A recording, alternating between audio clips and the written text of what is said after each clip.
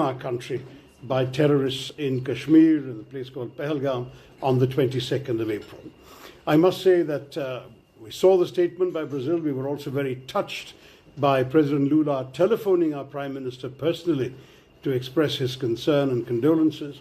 But as you know, in the couple of weeks that followed, absolutely no action was taken to bring the perpetrators to heel or even to look for them in Pakistan. We have identified 4 of them that crossed over from the other side, but there's absolutely no effort made. So finally the government decided it had to send a very strong message. And this is why on the 7th of May, India struck 9 terrorist bases. And I say this very carefully. You know, Celso, from your years at the United Nations, and I think this is the first time I'm seeing you in an Indian capacity. I've always met you as a UN official. Let me say that here we are looking at organizations listed by the 1267 Committee at the UN. These are organizations whose terrorist standing is not in doubt. They're also on the terrorist designate list of the United States government. And their headquarters, base camps. But in the United Nations also. Yes, in the sanctions, Terrorist Sanctions Committee, 1267 Committee. So I just wanted to say that we chose targets very carefully where every one of them was clearly and explicitly linked to, or the base of, or the training camp of one of these proscribed organizations. Second, we took great care to do so at night, 1:05 to 1:30 in the morning, to minimize any risk of collateral damage, civilians and so on. Normal life was, everyone should be asleep at that time. And then we also explicitly avoided any Pakistani government target, any civilian target, and any military target. So the whole idea was to signal we are not trying to start a war, we are just conducting retribution for an act of terror, which was a really vile act. 26 people killed. They singled out the men on the basis of their religion. They shot them dead in front of their wives and children. It was really horrendous. And it was meant, of course, to do the maximum possible damage to India, to disrupt the Kashmiri economy, which was booming, to end the prospects of tourism flourishing in Kashmir. Tourism had gone up by 100% in the preceding 12 months, to also perhaps create a communal backlash in India, because these people said, are you Hindu? Bang. Can you recite the first verse of the Quran?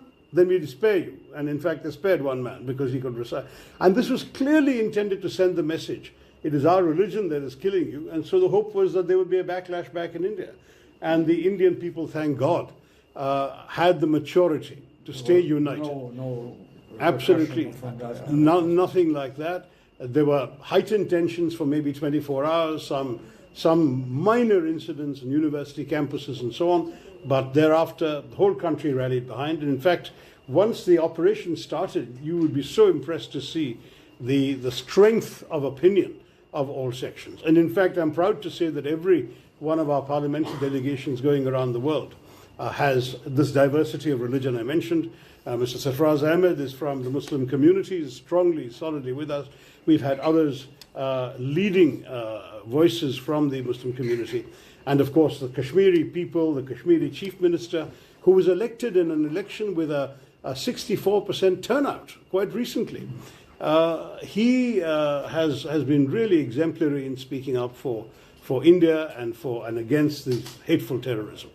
But you see, Celso, you understand these phenomena so well. I don't want to preach to somebody as knowledgeable as you are. But this is a particularly troubling matter because it is about the use of terrorism as an instrument of state policy. You know, when we struck those terror bases on the 7th, as I said, every one of those bases identified linked to terror. Next morning, there is a funeral at one of the sites, conducted by a person who's also named in the committee, Hafiz Abdul Rauf, who's an elite figure named in the United Nations Sanctions Committee. He is conducting the funeral, and look who's attending. Uniformed officers of the police and military of Pakistan. These are all military officers, and there are a couple of police people, senior officials. This is what is going on in Pakistan. This organization the LET has created this front called the Resistance Front, so-called. We have been reporting about the Resistance Front to the UN Sanctions Committee time after time. 3 times we've already given details. They claimed credit for the terrorist killings. The next day they repeated that claim. And then when people realized the gravity of it, their handlers in Pakistan got them to delete the claim. But the claim is on record for a full 24 hours. And what is deeply disquieting is when India encouraged our friends on the Security Council to mention the Resistance Front in the press statement that the Security Council issued, the Pakistan government, I'm sorry to say with the support of your friends in China, took out the name. So there is not even a reference to the organization. We have many friends. Yes, yes, of course, and we are also your friends. But we are not on the council. These guys are, and neither are you these days, which is our loss. We have to change that situation, sir. Both of us should be on the council together on a more durable basis. But to come back to the story, so we conducted this. The Pakistanis were told very clearly, and the world was told, this is a retribution, not the beginning of a war. If you leave this alone, we will leave you alone. Pakistan instead chose to react with disproportionate artillery shelling on civilian areas. They killed 19 civilians in one district alone, on Poonch in Kashmir. The Pakistani army? Army. This time official Pakistani army attacked us. They killed 19 civilians. They hit a Sikh temple, a Gurudwara. They hit a convent, the convent of the Carmelites of Mother Mary. They killed civilians in homes. They killed traffic on the streets. It was absolutely shocking. At that point, we also retaliated. There was no declaration of war, but we hit them back very hard. The day after that, they sent drones and missiles. Over 400 drones came across our border, and they fired missiles. I'm proud to say our air defenses proved equal to the task. We, in turn, on the night of the 9th, 10th of May, hit 11 Pakistani military targets. These were airfields of the Pakistani Air Force. This was when, more or less. Well, we to keep just to keep the calendar. This is more or less. So the whole thing is 88 hours. The entire conflict was 88 hours, because once we hit these airfields, and there are satellite pictures, not just from us, but commercially available satellite pictures showing craters in the main airfields of the Pakistan Air Force. After that, they asked for peace. They said, let's stop firing. There was a call. You see, the hotline between the two directors general of military operations is always open. So their director general called ours on the morning of the 10th of May, afternoon at 3:30, a formal call was arranged. They proposed cessation of firing at 5 p.m. We agreed instantly. And I stress this agreed instantly point because our line had throughout been, we don't want a war. Our line had throughout been that we as India are focused on our growth and development. We have no wish to do anything but promote the prosperity and well-being of our people. We do not want to be distracted by conflict and terrorism and war. But you cannot think that you people can walk across your border and kill us and go away with impunity. So the message was, if they do that, there will be reprisals. There will be a price to pay. But thereafter, we are not interested in a conflict against the whole Pakistani nation and people with whom we have no quarrel. Now, what happened as soon as this was proposed was that we stopped, and though for a couple of hours there were some people on the other side who violated the agreement, it subsided very quickly, and now we have 3 weeks of pretty much calm on the border. So the story is to that degree, for the moment, over. It's a story of an 88-hour conflict.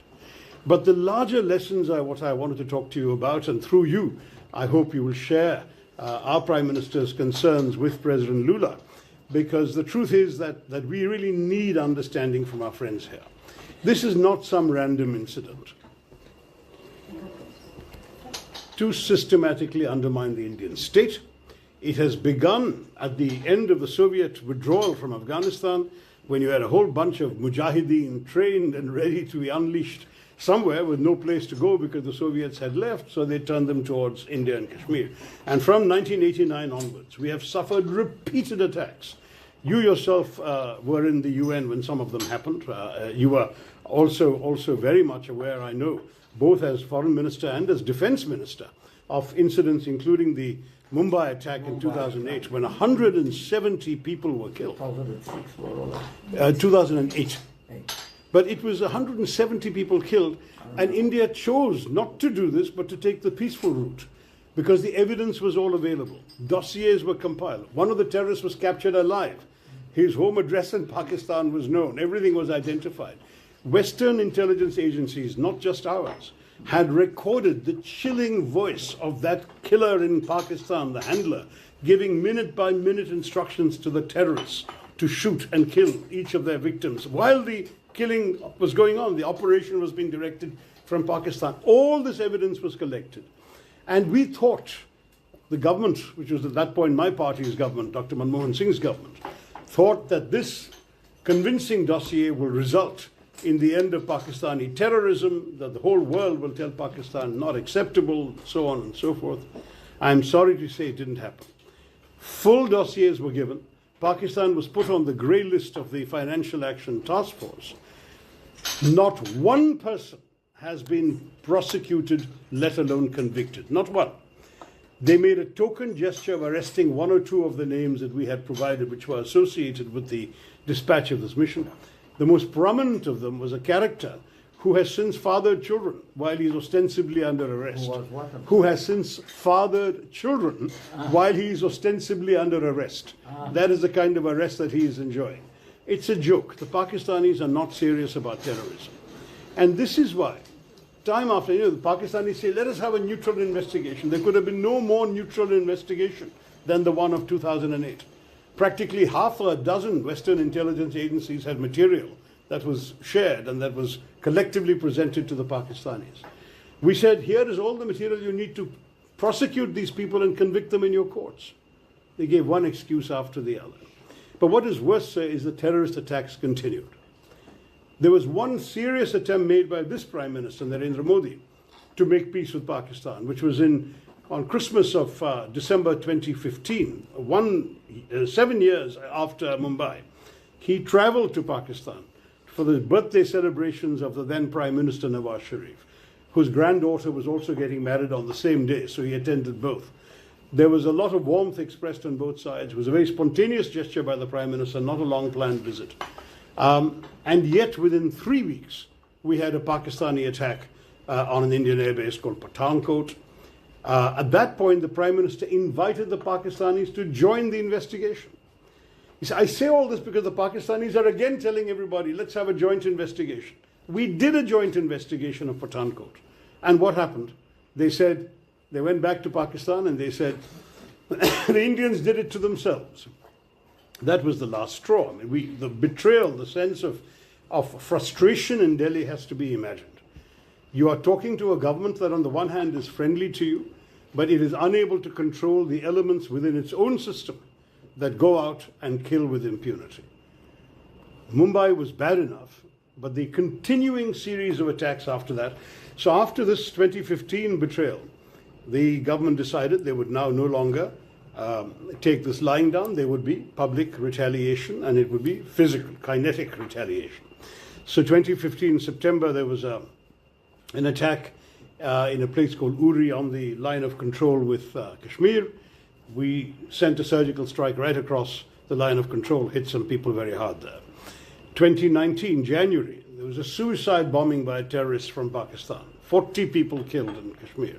This time we conducted an airstrike in their northwestern province of Khyber Pakhtunkhwa, a place called Balakot. The purpose again was to show the old restraints will no longer be observed. There will now be open action. And this attack was serious enough to warrant hitting Pakistan's heartland, but only terrorist sites initially. And I want to say once again, if Pakistan had not chosen to expand the conflict, we would not have hit Pakistani military facilities. Our message is consistent. We are not looking for war. We are looking only to send a message to terrorists. But through them, we want a message to be heard by those who are providing them safe haven, by those who are financing them, training them, equipping them, guiding them, and sending them across the border. And those are people in Pakistan in very, quote-unquote, responsible positions who are doing this. Whether they're under the control of the civilian government is another matter. We will not speculate on that. But they are still happening, they're still coming from that country, and that country, if it's not willing to curb them, will have to face the consequences. That is precisely where we are, Celso, and I seek your understanding for this. Well, after you, only the United States is left. I see this as a sign of friendship and confidence. Yes. Which is consistent with the relation we have. We're not making judgments. Of course, it's very difficult, but of course, we take very seriously everything that you are saying. And as you know, and I think everybody here knows, we have had the best possible relation with India, irrespective of the government side, and friendships, which of course sometimes exist, but which do not influence in our. Actually created IPSA when it was the party which is now in government again. It continued with Manmohan Singh, and it, of course, it would be, I mean, I mentioned IPSA because it was so important then, and we hope it could become important again. Well, you know, I'm a member of the opposition, and I chair the Foreign Affairs Committee of our parliament. There are opposition members, as well as ruling party members, as well as a coalition ally of the ruling party on my team.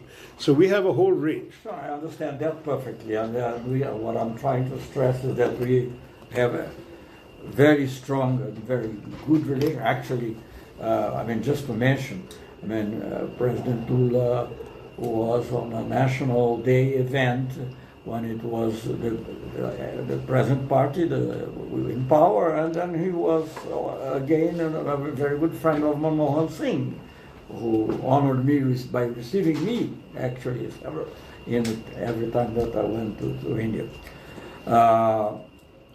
Of course, we have actually, I mean, we have normal good relations with Pakistan, but not nearly as deep as they are with India. I mean, if you allow me, it's not too arrogant to take my own visits as an example. I have been once to Pakistan, I believe, and I've been 10 or 12 times in India, including on vacation.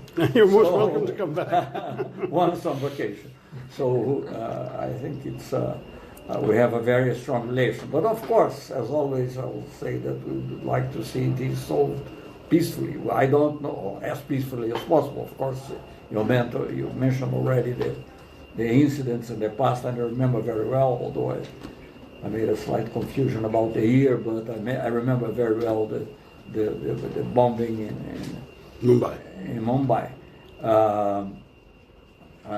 Well, anyway, so we know that. I don't know what we can do actually, if I make, I would like maybe to ask a couple of questions, just for my own clarity. You mentioned our Chinese friends. Indeed, we are friends of the Chinese. We never discussed this question with them, by the way. I mean, not at our level, anyway, at the presidential level, as far as I know, even the foreign minister level.